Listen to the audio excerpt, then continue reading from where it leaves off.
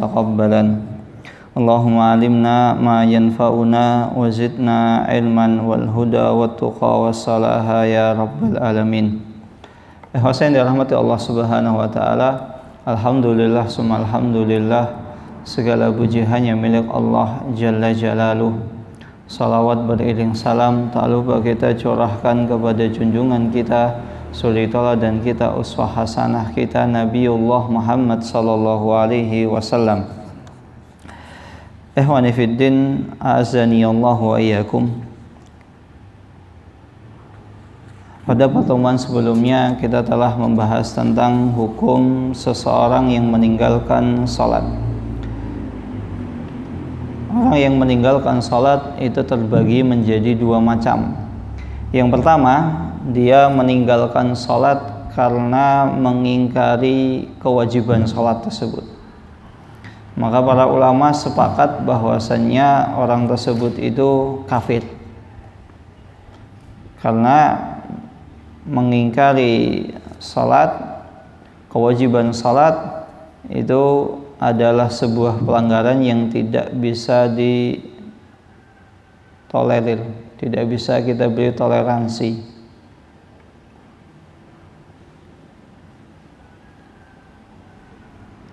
Kecuali di sana kalau seandainya dia adalah hadisu ahdin bil Islam. Apa itu hadisu ahdin bil Islam? Orang tersebut itu baru masuk Islam. Orang tersebut baru masuk Islam, maka kalau seandainya dia mengingkari kewajiban salat, maka kita dakwahi, kita seru, kita beritahu, kita edukasi, dan kita jelaskan tentang kewajiban sholat. Kalau seandainya orang tersebut itu ingkar, dia mengatakan sholat itu nggak wajib, atau saya ini sudah sampai makom tertentu jadi saya nggak wajib sholat, maka orang tersebut bisa kita katakan kafir hukum di dunia. Adapun nanti masalah kita mengkafirkan itu adalah sebuah permasalahan yang konsekuensinya berat. Kita hanya bisa menghukumi secara amalnya, amaliyahnya. Amaliyah orang demikian adalah termasuk amaliyah orang yang bisa mengeluarkan dari agama Islam. Nah, bagaimana kalau seandainya dia meninggalkan sholat karena disebabkan dia malas atau meremehkan kewajiban sholat? Namun dia tahu sholat itu wajib, tapi saya malas. Maka sebagian ulama berbeda pendapat, dan pada pembahasan kemarin ada sebagian ulama mengatakan bahwasanya orang tersebut itu dianggap kafir dan dia dikisos atau dia dihukum had. Bukan kisos, dia dihukum had, dan statusnya adalah dia kafir dan tidak disolatkan serta tidak dikuburkan di perkuburan kaum muslimin. Namun masalah masalah ini perlu kita kita cek satu persatu, apakah syarat-syarat yang bisa menjadikan orang tersebut itu kafir sudah terpenuhi atau belum. Dan kemarin kita sebutkan tentang dalil-dalil dari dari Al-Qur'an, begitu juga dengan Al-Qur'an dan praktek di antara sahabat. Adapun dalil-dalil dari sunnah atau dari hadis adalah hadis Jabir radhiyallahu taala anhu, bahwasanya Rasulullah sallallahu alaihi wasallam pernah bersabda, "Inna bainar rajuli wa bainasyirki wal kufri tarkas salat." Sesungguhnya pembatas atau perbedaan antara seorang laki-laki, antara dia dihukumi telah melakukan kesyirikan atau kekufuran, adalah meninggalkan salat. Hadis tersebut diriwayatkan oleh Imam Muslim. Maka Rasulullah SAW menjadikan syirik itu munfasilan bainan anil Islam. Syirik itu adalah sekat yang sangat jelas yang mengeluarkan seseorang itu dari Islam.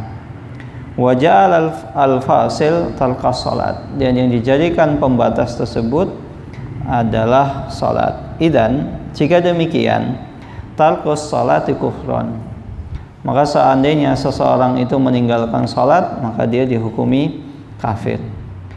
Dan diriwayatkan juga dalam hadis Buraidah ibnu Husayb, semoga Allah meridhai beliau, yang diriwayatkan oleh Ahlus Sunan, qala, halaman ke-31, al-ahdul ladzi bainana wa bainahum as-salat, perjanjian antara kami dengan mereka itu adalah salat. Jadi perjanjian antara seorang muslim dengan orang yang dikatakan kufur itu adalah salat. Faman tarakaha faqad kafar, maka barang siapa yang dia meninggalkan salat, maka dia dihukumi kafir. Ini adalah sebuah dalil yang sangat jelas. Maka kalau seandainya seseorang meninggalkan salat, maka dihukumi kafir. Begitu juga sabda Nabi Muhammad SAW dalam sebuah hadis yang diriwayatkan oleh Imam Tirmidzi dan Ibnu Majah dari hadis Mu'ad bin Jabal, Ra'sul amri al-Islam, perkara yang paling penting dalam urusan seorang manusia itu adalah Islam. Maka dengan Islam seseorang itu terbebas beberapa hal, hartanya dilindungi, harga dirinya dilindungi, kemudian seseorang itu tidak boleh menciderainya tanpa alasan yang dibenarkan oleh syariat. Maka Islam ini adalah sebuah perkara yang paling penting. Wa umuduhu as-salat, adapun pondasinya atau tiangnya yang bisa menopang keislaman seseorang itu adalah salat. Dan sebagaimana kita ketahui, wal amudu idza zala saqatal bina, kalau seandainya sebuah bangunan itu tidak ada tiangnya, maka bangunan tersebut itu tidak bisa berdiri. Maka ini mengindikasikan bahwasannya salat itu adalah pondasi Islam. Sebagaimana bangunan, ketika bangunan tersebut itu tidak ada pondasinya, maka tidak bisa berdiri bangunan tersebut. Begitu juga dengan Islam, pondasi Islam itu adalah salat. Seandainya seseorang tidak melaksanakan salat, maka dia dihukumi kafir. Sebagaimana rumah, kalau rumah itu tidak ada pondasinya, maka tidak bisa dikatakan rumah. Misalnya ada rumah roboh, kemudian antum mengatakan ini rumah, enggak, ini bukan rumah, ini reruntuhan. Nah, begitu juga dengan Islam. Ketika seseorang tidak melaksanakan salat, maka dia dihukumi kafir.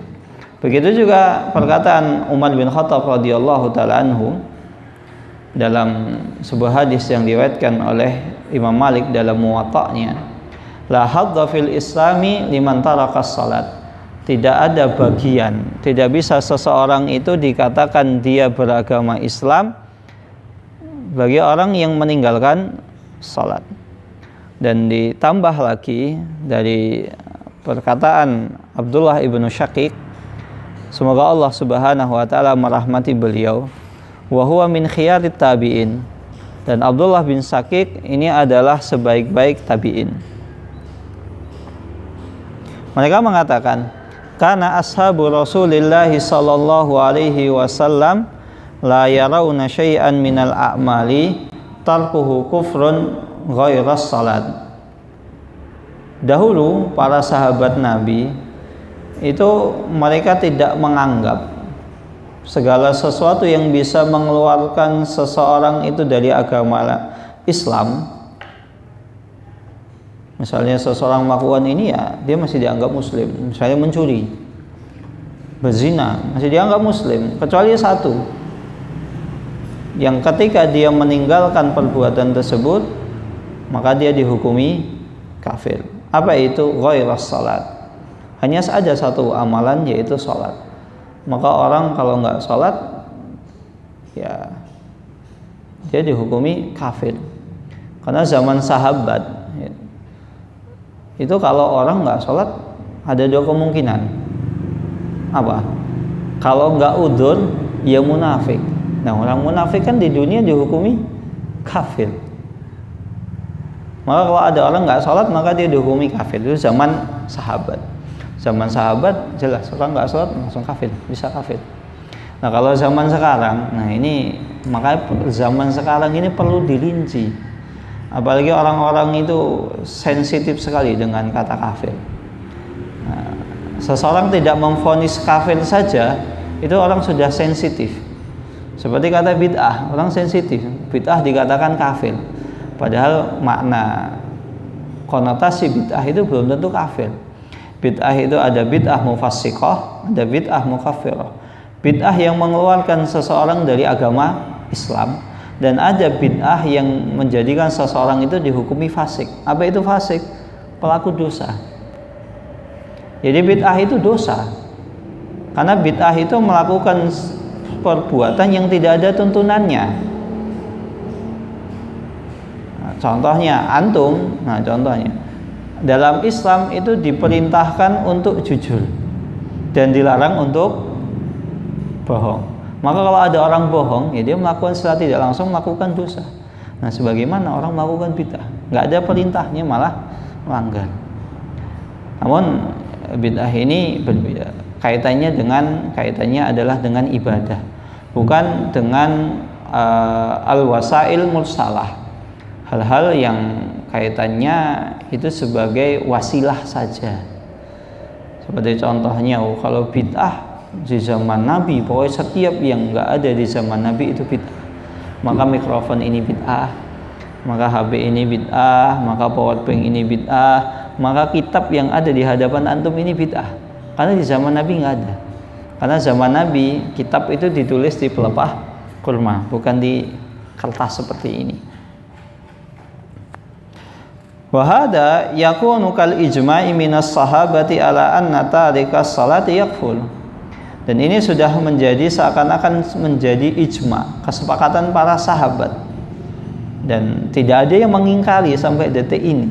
Orang yang meninggalkan salat pada kufur.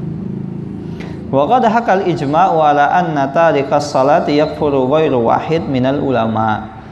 Dan telah datang diriwayatkan ada sebuah ijma' yang mengatakan barang siapa yang meninggalkan salat maka dia kafir. Dan ini ghair wahidin minal ulama, yang mengatakan ini bukan cuma satu ulama tapi banyak ulama, seperti Ishaq ibnu Rahuyah. Ada yang membaca Rahuyah, ada yang membaca Rahawih. Ini adalah imam ahlu hadis. Waqala Abdullah ibnu Nasr rahimahullahu ta'ala, sami'tu Ishaq ibn Rahuyah yaqul, aku mendengar Ishaq bin Rahuyah mengatakan, sahha anin Nabi sallallahu alaihi wasallam, telah sahih bahwasannya dari Nabi Muhammad SAW bahwasannya seseorang yang meninggalkan salat itu dihukumi kafir. Dan begitu juga para ahli ilmu. Ahli ilmu ini siapa di sini? Ulama. Para ulama mereka mengatakan min ladun Nabi. Para ulama setelah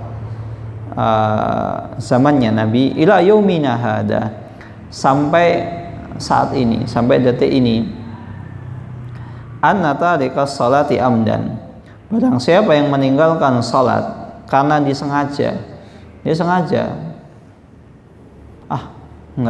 saya enggak salat, padahal salat itu wajib, min ghairi udhrin, tanpa udzur, hatta yadhhaba waqtuha kafir, dan dia meninggalkan salat sampai keluar waktunya tanpa ada udzur, maka dia dihukumi kafir. Maka hendaklah kita waspada tentang meninggalkan sholat. Sholat ini kedudukannya di mata syariat ini adalah sangat tinggi. Begitu juga Ibnu Hazm. Nah, Ibnu Hazm ini ulama dari Dhahiri, ulama madhab Dhahiri. Dia mengatakan telah datang sebuah riwayat dari Umar dan Abdurrahman bin Auf dan Mu'ad ibnu Jabal dan Abu Hurairah wa ghairuhum minas sahabat, dan selain mereka di antara sahabat. Umar, Abdurrahman bin Auf ini adalah sahabat yang dijamin masuk surga. Mu'ad bin Jabal iya enggak? Mu'ad bin Jabal iya enggak? Yang al-ashrah mubasysyirina bil jannah, yang melalui lafaz Nabi Mu'ad tidak masuk, tapi insya Allah ya dohirnya beliau masuk surga, tapi bukan yang dapat stempel di sini. Begitu juga Abu Hurairah. Siapa itu Abu Hurairah? Sahabat yang paling banyak meriwayatkan hadis, dan ini sering menjadi kritik karena Abu Hurairah itu masuk Islam tahun 7 Hijriah. Nabi wafat sekitar tahun 11 Hijriah, hanya sekitar 4 tahun Abu Hurairah itu bertemu dengan Nabi. Kenapa kok bisa riwayat hadisnya paling banyak? Nah, ini sering menjadi titik kritik agar melemahkan hadis-hadis yang diriwayatkan oleh Abu Hurairah. Maka jawabannya simpel. Sebagaimana kita temui banyak di sekitar kita, ada orang itu masuk Islam mu'alaf ya, tapi tiba-tiba menjadi orang yang paham agama. Mungkin kita kenal ustadz yang dulunya mantan Nasrani, kemudian dia menjadi dai, menjadi ustadz terkenal, dan secara keilmuan bagus, mumpuni. Tapi ada orang sejak lahir dia nggak paham agama. Nah, ini kembali kepada keseriusannya. Maka orang sangat mungkin ketika serius untuk belajar agama, mungkin untuk menjadi orang yang paling alim. Dan ini banyak. Para ulama-ulama zaman dahulu banyak. Fudail bin Iyad itu juga demikian. Qadhi Iyad, banyak yang seperti itu. Banyak yang para ulama itu yang ada yang diantara mereka masuk Islamnya sudah tua, tapi menjadi ulama.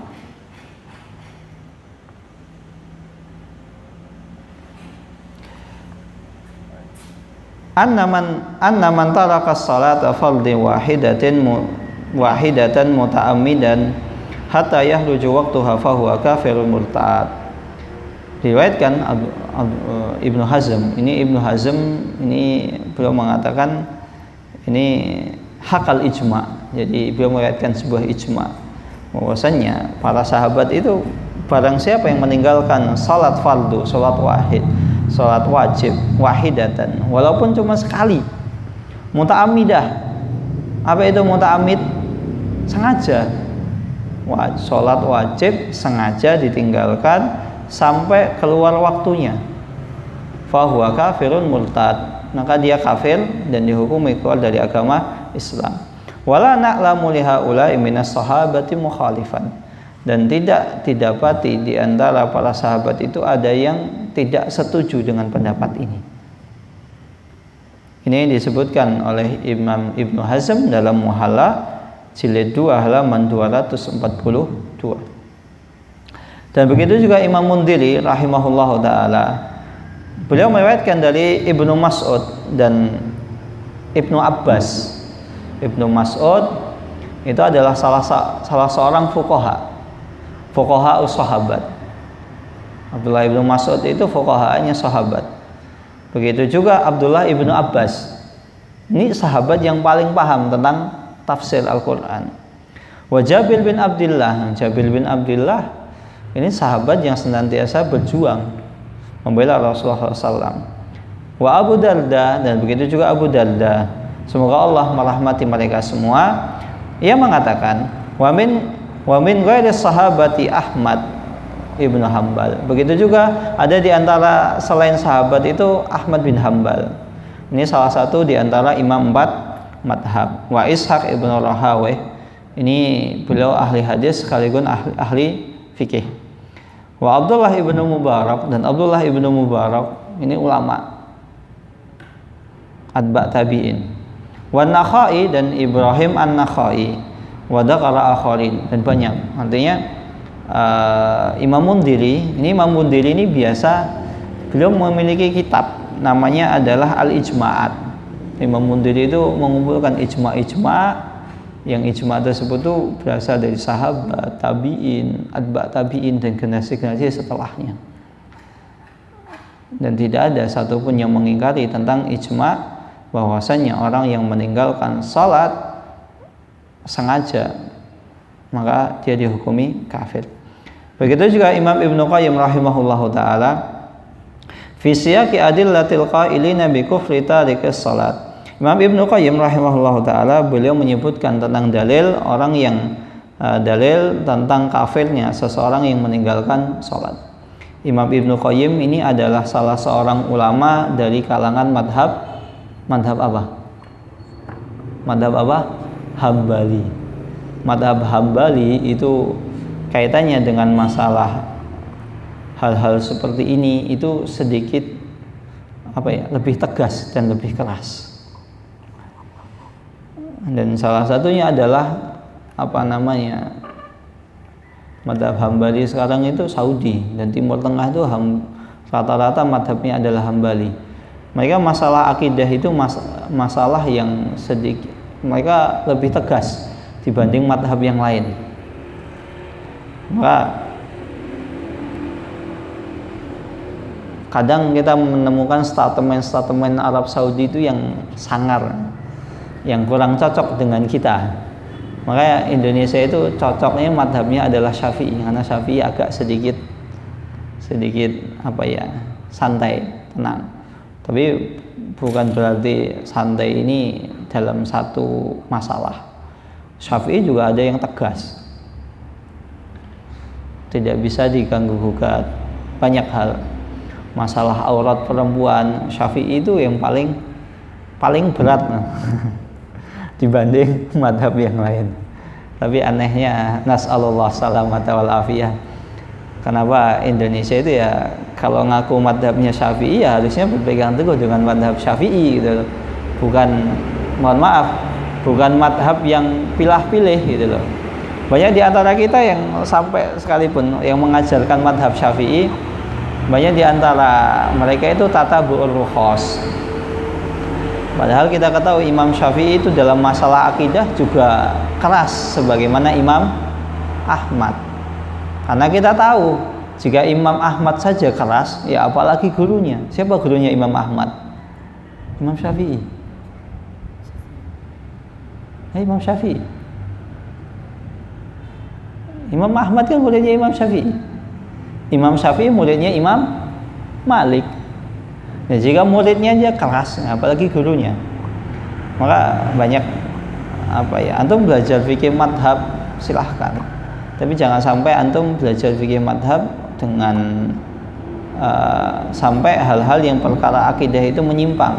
Padahal imam 4 madhab itu sudah sepakat itu adalah hal yang menyimpang, termasuk Imam Syafi'i. Salah satunya Imam Syafi'i itu tegas dalam masalah filsafat. Imam Syafi'i mengatakan tidak akan didapati seseorang yang belajar filsafat paginya itu walas, siangnya itu gila. Maka orang yang belajar filsafat tuh nggak akan menemukan titik temu. Dan itu yang menjadikan banyak perkara dalam madhab Syafi'i itu agak sedikit longgar dalam perkara akidah dalam madhab Syafi'i. Karena ada beberapa tasawuf, filsafat itu yang masuk akhirnya dijadikan bahan pertimbangan dalam fikih Syafi'i. Padahal Imam Syafi'i sendiri dalam pendapat-pendapatnya beliau mengatakan berbeda dengan Syafi'iyah. Jadi kita perlu membedakan Syafi'iyah dengan Syafi'i. Karena kadang yang disebut dengan madhab Syafi'i adalah ketika dua imam itu sudah sepakat. Siapa itu? Siapa kali? Imam siapa? Nggak. Yang disebut perkataan madhab Syafi'i itu ketika dua imam utama dalam madhab Syafi'i itu sudah sepakat dalam sebuah permasalahan. Imam siapa itu? Imam Ar-Ramli dan Imam Nawawi. Imam Ramli dan Imam Nawawi kalau sudah ngomong ini A, itu jadi madhab Syafi'i. Tapi banyak setelah generasi beliau itu yang akhirnya ada rembesan-rembesan filsafat yang akhirnya dan akhirnya masuk di bab akidah yang agak ruwet. Padahal Imam Syafi'i beliau masalah akidah itu keras dan kencang. Maka ada orang madhab fikih saya Syafi'i, akidah saya Asy'ari, itu nggak tepat. Karena itu tidak masuk akal secara jika diruntut dari Imam Syafi'i rahimahullahu ta'ala. Kemarin ada di Jogja itu ada pembahasan tentang madhab akidah dalam fikih Syafi'i. Siapa kok bisa dalam seseorang, beliau pakar dalam madhab akidah Syafi'i, beliau mengatakan, Ustaz, mungkin nggak seseorang itu madhab fikihnya Syafi'i, akidahnya Asy'ari? Tidak mungkin, karena itu bertentangan dengan apa yang diasaskan oleh Imam Syafi'i rahimahullahu ta'ala. Ini kita banyak bahas masalah madhab Syafi'i. Kita sholat. Innahu yastahilu fil adati wat tabi'ah ay yakuna ar-rajulu musaddiqan tasdiqan jaziman anna Allah farada alaihi kulla yawmin wa lailatin 5 shalawat. Sesungguhnya mustahil innahu yastahil fil adah wat tabi'ah, tidak mungkin didapati dalam sebuah kebiasaan seseorang itu ayyakuna musaddiqan tasdiqan jaziman. Seorang itu musaddiqan, dia percaya dengan sepenuh keyakinan bahwasanya Allah Subhanahu wa taala mewajibkan seseorang itu sehari semalam itu salat 5 waktu. Wa annahu yu'aqibuhu ala tarkiha asyaddal iqab wa huwa ma'a dzalika musirrun ala tarkiha hada minal mustahil qat'an. Jadi maksudnya itu begini, kata Imam Ibnu Qayyim, tidak mungkin seseorang itu mengingkari akan kewajiban salat 5 waktu. Semua orang tahu. Bagi zaman sekarang insya Allah orang tahu, bahkan orang kafir sekalipun tuh tahu. Ini bisa dibuktikan ketika ada orang muslim, kok nggak sholat mas, sudah adzannya. Banyak orang kafir tuh demikian tahu. Bahkan di tempat kerja sekalipun, ketika bosnya non muslim, ada sebagian pekerjanya yang ketika adzan tidak segera sholat, maka diingatkan, mas sudah adzan. Padahal dia sendiri saja ketika ke gereja ya nggak rajin.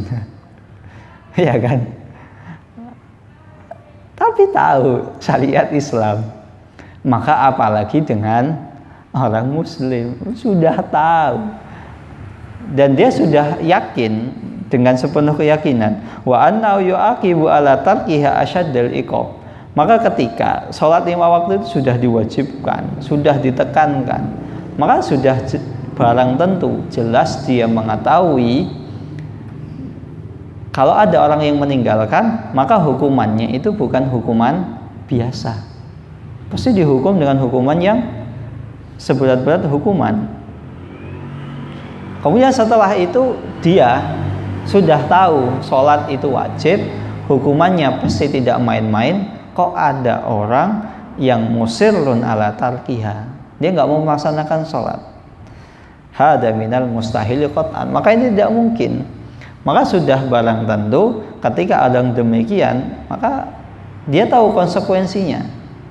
Orang mencuri itu hukumannya apa? Potong tangan. Apakah dia keluar dari agama Islam?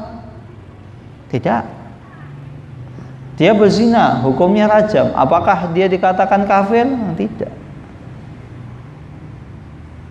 Tapi sholat itu sebuah barang hal yang orang tahu. Sholat itu diwajibkan. Bahkan orang kafir sekalipun juga mengetahui.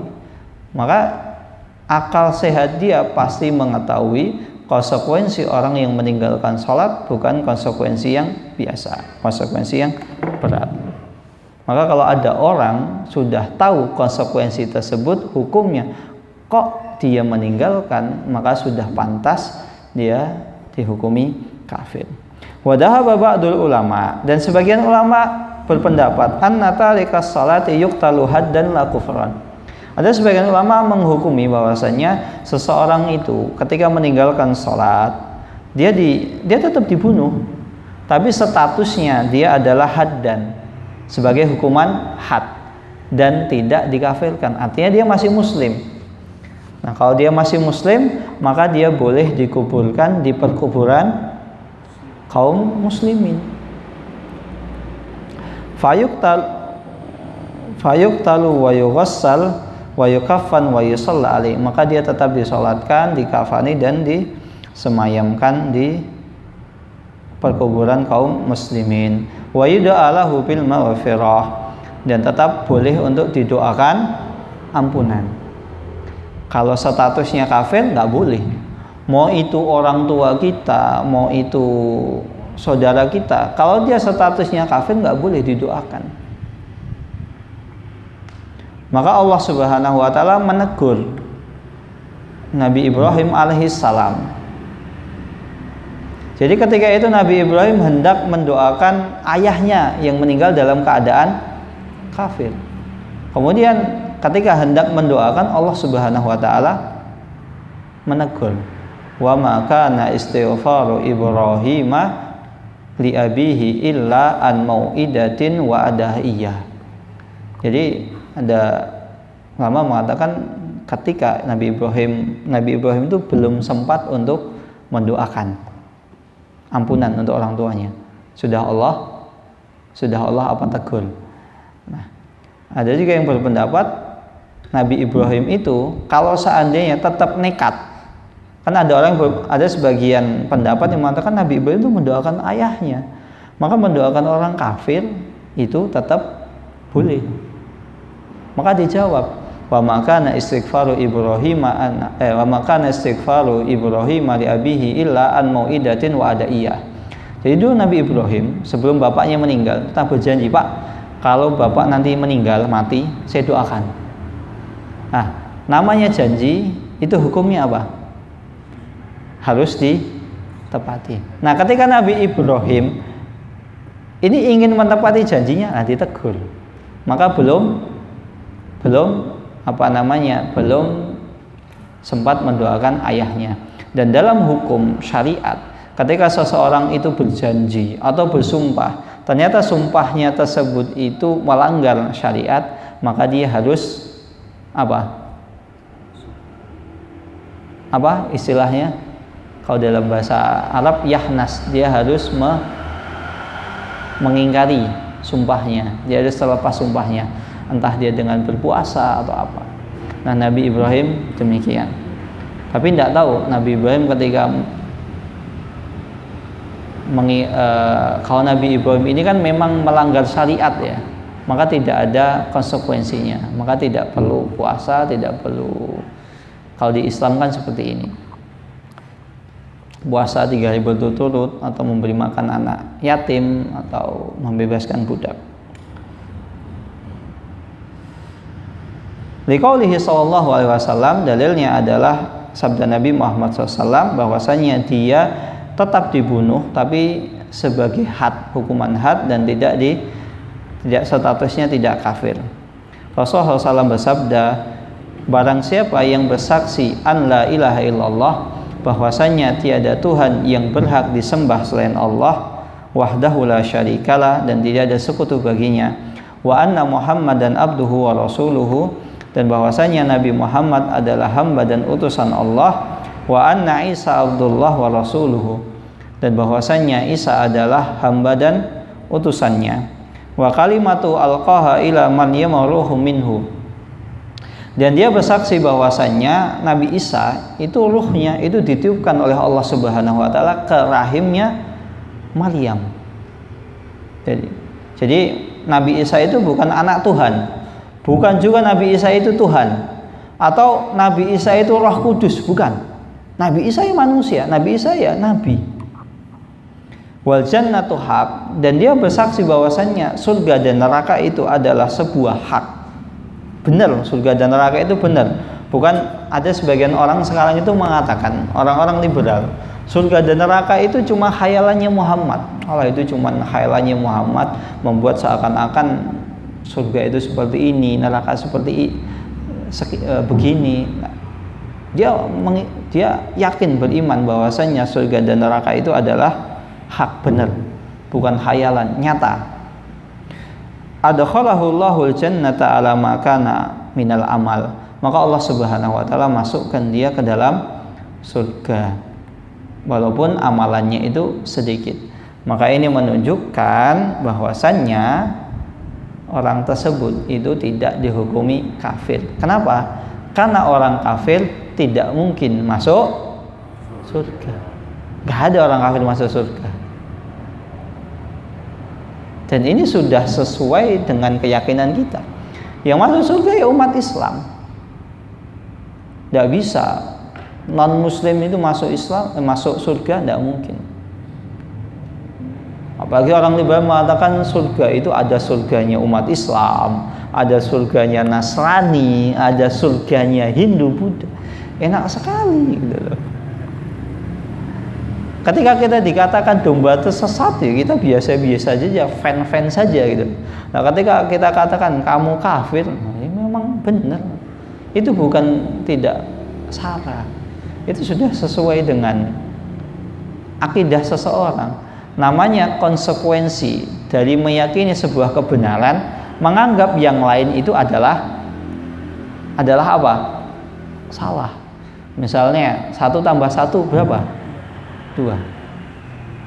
Kalau ada yang jawab 3, salah nggak? Salah. Coba ada soal matematika, antum diberi soal oleh gurunya, kemudian antum jawab, kata gurunya ini salah. Dia kan menurut ibu, menurut saya enggak. Berani begitu.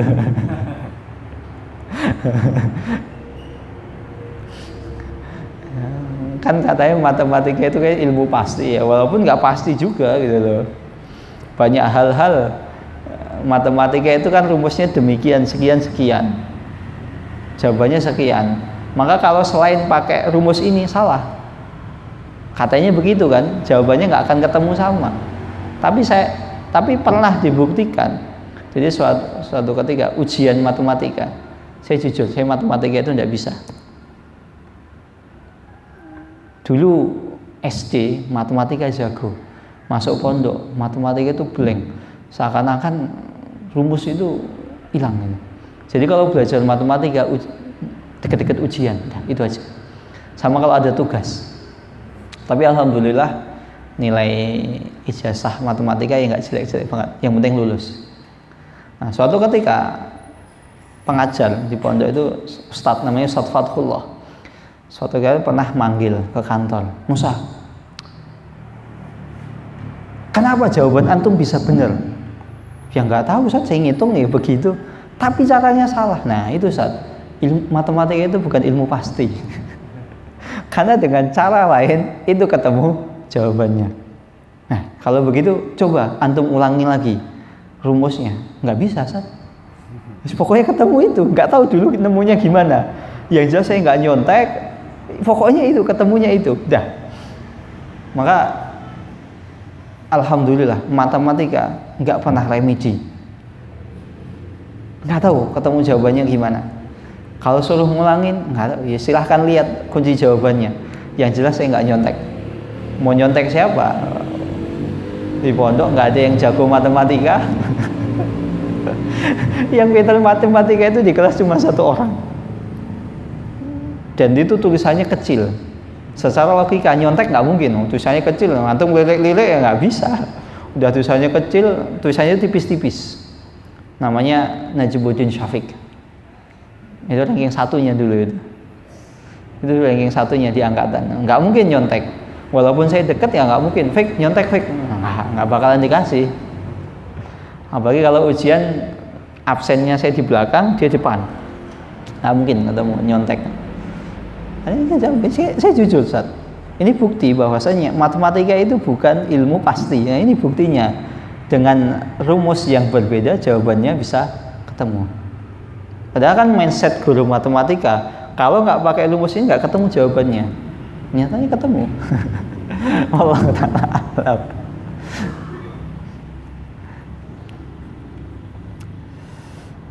Fadhahir hadal hadis annahu yadkhulul jannata wa illam yusalli. Maka zahirnya bahwasanya orang tersebut itu tetap masuk surga walaupun dia tidak melaksanakan salat. Dan Ibnu Qayyim rahimahullah taala beliau mengatakan setelah menyebutkan dalil-dalil hujjah di antara dua, ada yang mengatakan dia dihukumi kafir, dia dibunuh. Ada yang mengatakan dia hukumnya sebagai seorang kafir, ada yang mengatakan dia tetap mukmin. Imam Ibnu Qayyim menyebutkan wa idza kana al-imanu yazulu bi zawali amalil qalbi fa ghairu mustankirin ay yazula bi zawali a'dhamil a'malil jawarih. Jika seandainya iman seseorang itu bisa hilang karena disebutkan amalan qalbi. Apa itu?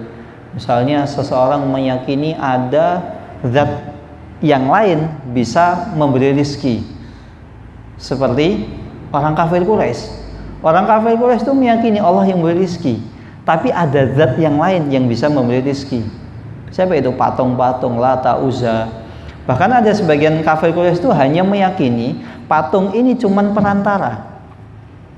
Yang memberi rezeki itu tetap Allah Subhanahu wa taala. Itu saja oleh Nabi Muhammad itu diperangi. Karena amal qalbi.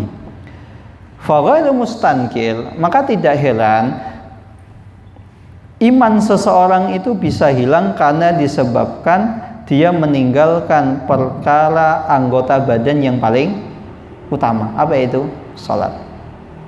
Wala siyama idza kana malzuman li adami mahabbatil qalbi. Terlebih lagi idza kana malzuman li adami mahabbatil qalbi. Terlebih lagi kalau dia tidak ada tidak ada ketundukan hatinya untuk melaksanakan ibadah tersebut, nggak ada cinta. Orang kalau melaksanakan sholat, indikasi di dalam hatinya dia masih ada rasa cinta. Maka orang yang meninggalkan sholat, maka dia sudah tidak cinta kepada Allah. Wan qiyadu alladhi huwa malzumun li adami tasdiqil jazim kama taqaddama taqriruhu.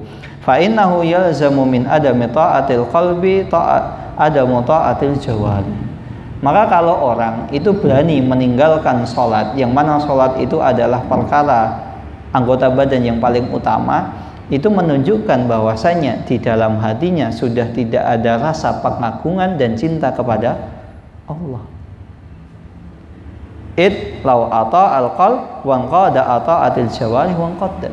Kalau seandainya masih ada keimanan di dalam hatinya, engqada ata'at jawarih, maka anggota badannya itu akan mengikuti hatinya. Orang yang meninggalkan sholat itu sudah bukan hanya tidak ada keimanan di dalam hatinya, tidak ada rasa cinta. Sejahat-jahat apapun penjahat, dia mengatakan, pokoknya saya nggak mau anak saya itu seperti saya. Dalam hatinya masih ada keimanan, dia sadar bahwasannya ini salah. Di dalam hati masih ada keimanan. Maka ada pegawai bank, dia mengatakan, Pak, loh jenengan pegawai bank, kok anaknya dimasukin pondok? Ya, saya pengen anak saya itu nggak seperti saya jadi pegawai bank. Berarti bapak tahu ya kalau bank itu haram? Ya iya, tahu. Ya kenapa bapak kasih makan anak bapak dari harta yang haram? Katanya, wah mas ini masalahnya lain, beda lagi gitu. Tapi hati-hati, memakan harta haram itu sedikit atau banyak akan mempengaruhi kesolihan, keberkahan hidup seseorang. Maka demikian, kalau orang sudah meninggalkan sholat, nggak mau sholat, maka keimanan di dalam hatinya sudah tidak ada, pengagungan cinta kepada Allah sudah tidak ada. Wa ba'du fatta'ifatani mujmi'una ala qatli tarikis shalah. Dan begitu juga kedua pendapat, ada yang mengatakan kafir atau muslim, semua sepakat orang yang meninggalkan sholat itu dibunuh. Siapa yang boleh bunuh? Ya waliul amri, pemerintah. Nggak serta-merta kamu meninggalkan sholat, tangkap, kemudian dipasung, kemudian dipanjung. Nah, nggak boleh. Yang boleh adalah waliul amri, pemerintah. atau otoritas yang berwenang. Imma kufran kama huwa dhahirun nusus. Maka bisa jadi orang tersebut dibunuh statusnya adalah kafir sebagaimana nas-nas dhahirnya, nas-nas tadi. Wa imma haddan kama huwa dhahirun nususi ukhra ala adami kufri. Atau sebagaimana nas-nas yang lain yang mengatakan bahwasanya dia tidak dihukumi kafir. Wa hadzal ijma' min at-ta'ifatain. Dan kesepakatan ini berasal dari kedua belah kubu. Yadullu ala idhami jarimati tarikas salat. Maka ini menunjukkan tentang besarnya dosa seseorang yang meninggalkan salat. Wa annahu la mahala lahu bainal muslimin li adami jurmihi. Maka tidak ada tempat lagi baginya karena disebabkan dosa yang sangat besar yang telah dia kerjakan. Fa'ajaba liqaumin, maka sungguh mengherankan ada sekelompok manusia pada zaman ini, mereka meremehkan yatahawan bisolati, mereka meremehkan kedudukan salat mereka dan menyibukkan kehidupan mereka dengan menuruti syahwat-syahwatnya. Yatasaqaluna amalan la yablughu haddahul adna sa'ah. Mereka tidak mau melaksanakan sebuah amalan yang ketika dikerjakan itu tidak sampai 1 jam. Bahkan jika kita hitung sholat manusia itu sehari taruhlah 10 menit ya. 10 menit dikali 5 berapa? 50 menit. Sholat 5 waktu itu nggak sampai 1 jam. Sholatnya sendiri ditambah nunggunya, taruhlah nunggunya 10 menit. Nah cuma 2 jam. Tambah sholat sunnahnya berapa? 5 menit. 2,5 jam lah taruhlah. Dalam sehari.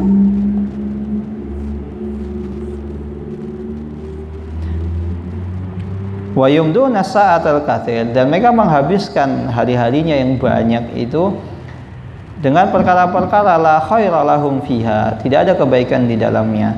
Fala yadunnu ulaika annahum mab'utsun. Apakah mereka tidak mengira bahwasanya nanti mereka akan dibangkitkan, akan dimintai pertanggungjawaban oleh Allah Subhanahu wa taala.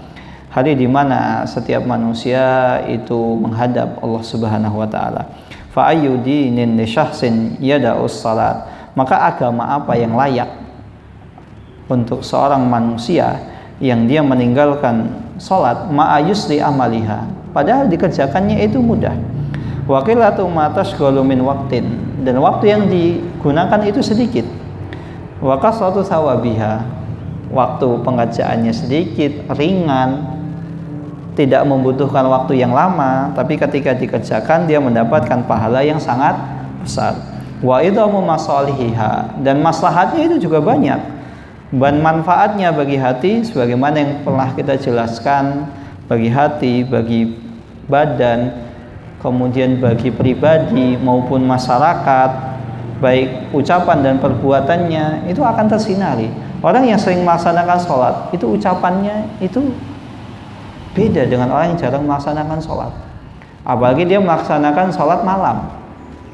Zaman sekarang, zaman konten, orang itu kan sering terkesima dengan seseorang yang retorikanya bagus, iya kan? Tapi terkadang pernah kita temui seorang ustadz, seorang dai, retorikanya bagus, menjelaskan sebuah pelajaran itu jago. Bahkan murid-muridnya ketika jelaskan paham semua. Wah, bagus ini, bisa paham, enak ini. Enak yang jelaskan ustadz ini dibanding ustadz tadi. Ustadz ini dibanding ustadz itu.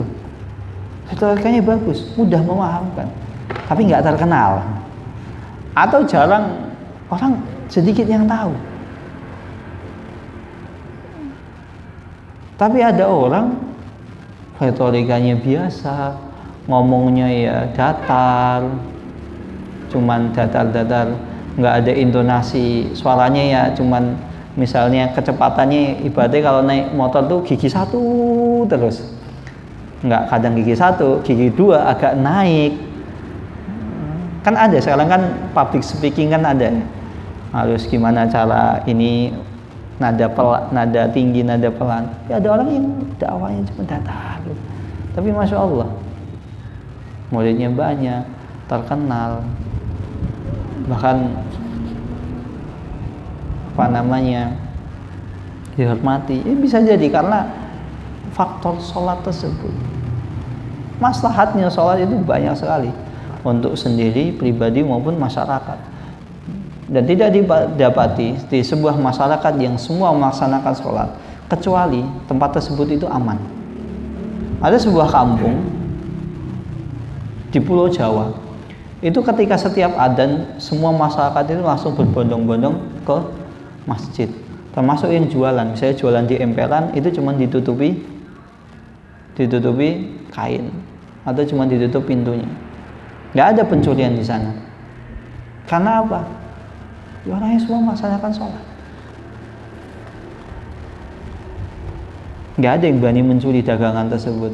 Antum coba di Mekah dan Madinah, itu dagangan itu cuma ditutup pakai kain.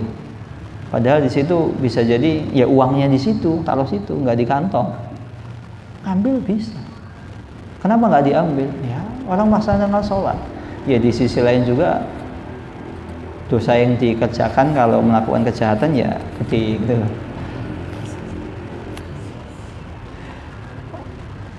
Maka sholat ini aunun lil mar'i ala amalihi. Maka sholat ini akan menolong seseorang dalam perbuatannya. Sebagaimana Rasulullah Shallallahu Alaihi Wasallam pernah bersabda, "Idza ahammahu amrun qama ila sholat." Jika Rasulullah SAW beliau membutuhkan refreshing atau ada sebuah perkara yang besar, maka Rasulullah SAW beliau melaksanakan sholat. Wasta'inu bis sabri was sholat. Ayyudinin li sahsin yada'u salat wa hiya alladhi ja'al wa'id fi kitabillahi fi sunnatihi. Dan tidak mungkin seseorang itu meninggalkan salat kecuali orang tersebut itu sudah tidak ada keimanan di dalam hatinya. Wallahu taala alam bis-shawab. Yang bisa disampaikan, kurang lebihnya mohon maaf. Assalamualaikum warahmatullahi wabarakatuh.